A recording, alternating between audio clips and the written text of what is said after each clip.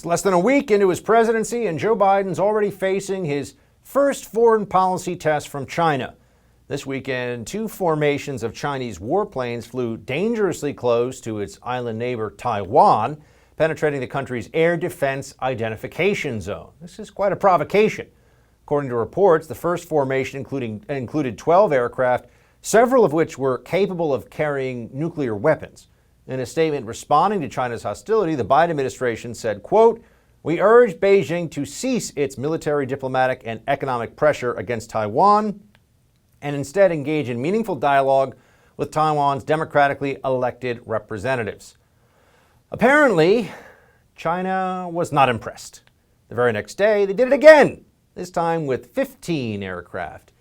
China's actions are not new, but the weekend's incursion suggests that a honeymoon period between Beijing and the Biden administration is highly unlikely. For more on the continued tensions between China and the U.S., let me bring in Senior Research Fellow at the Heritage Foundation, Dean Chang. Dean, good to see you again. Thanks for having me. So, Dean, China's incursion took place on the same day that a U.S. carrier group entered the South China Sea. This seems to be all part of continued disputes over the islands there, the Spratly and Paracel. What is the message that, there you see on the map some of the islands we're talking about? Well, you got Taiwan, obviously, and then you've got the island chains in addition to this. Let's start with Taiwan, though. Well, what's the message that China is sending at the beginning of this new Biden administration by buzzing Taiwanese airspace with a whole bunch of planes? So the Chinese are sending several messages, one obviously to Taiwan. If you think that you can say what you want and not think about rejoining the mainland, then you better get your thoughts in the right place, especially because Donald Trump, who was frankly one of the most supportive of the U.S.-Taiwan relationship, is no longer president. And the Chinese are throwing down the gauntlet to Joe Biden. I actually don't believe that in the past the Chinese have generally tested incoming presidents, but I think in this case it is a test. They want to see, are you going to be supportive of Taiwan the way Donald Trump was? Are you going to try and walk back the U.S.-Taiwan relationship? Tell us, Joe, what are you going to do with us here in Beijing? And a lot of analysis for years now, the South China Sea has been held up as one of the places most likely to see a possible military standoff, incursion, something turning hot, so to speak. Tell us what's going on with the Chinese claims to these island chains, the Spratly and the Paracel, and how that could result in much bigger conflict. So the Chinese basically dredged up thousands of cubic feet of coral. By the way, that's environmentally devastating. And used that to build islands on top of submerged reefs. Then turned around and said, you know those islands? They have territorial waters of 12 nautical miles and exclusive economic zones just like real islands do. The U.S. and other countries basically said that's nonsense. But it's noteworthy here that between 2012 and 2015, the U.S. did zero freedom of navigation operations around the Spratlys as the Chinese were building those islands. So that's an area. Now they have runways that can handle fighters and nuclear-capable bombers. So the Chinese are basically now saying, these islands are ours. All that water between the mainland and those islands are ours. And you enter at your own risk. What does that mean, that the waters, I mean, why would China want to assert dominance in that way? What comes with that? What are some of the additional considerations of taking, not just, as you said, they're building islands now and saying this is part of China. What do they want with the expansion of their territorial waters around the islands as well? What does that do for them? So if they succeed in making the claim that those are territorial waters, several things happen. One, all of the stuff within those waters is theirs, which means fish. It's some of the richest fishing grounds in the world.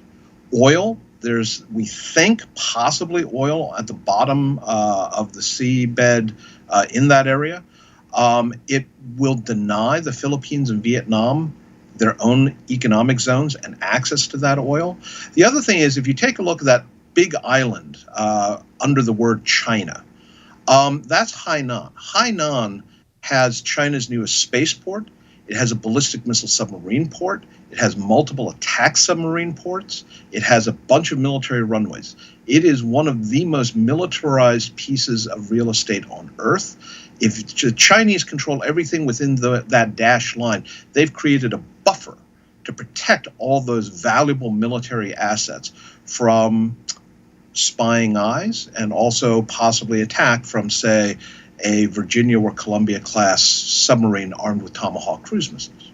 South China Sea, Dean, isn't the only area that China's showing a little bit of friction with its neighbors.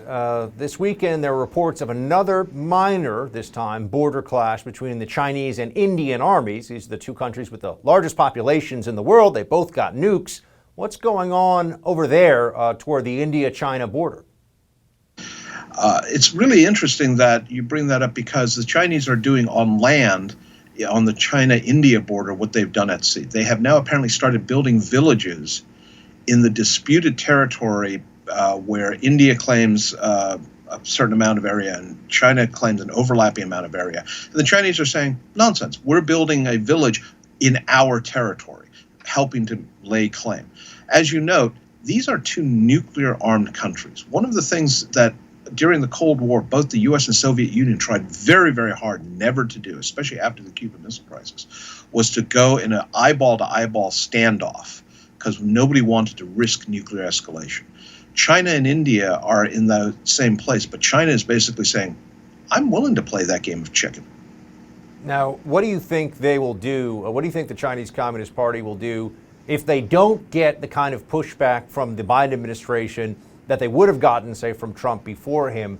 How far do you expect they're going to push some of these claims and some of these actions in the year ahead? What do you think their next moves are going to be, Dean?